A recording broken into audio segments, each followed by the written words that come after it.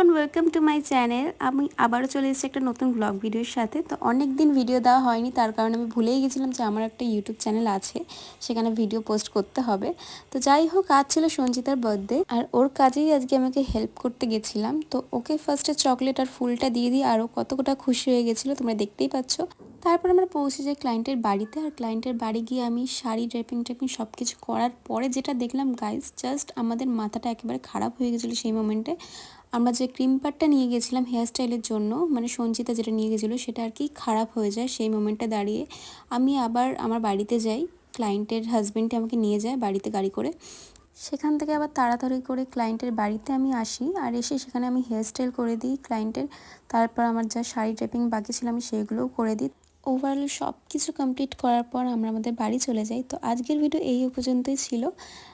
ভালো লাগলে পাশে থেকো। দেখা হচ্ছে নেক্সট ভিডিওতে। বাই।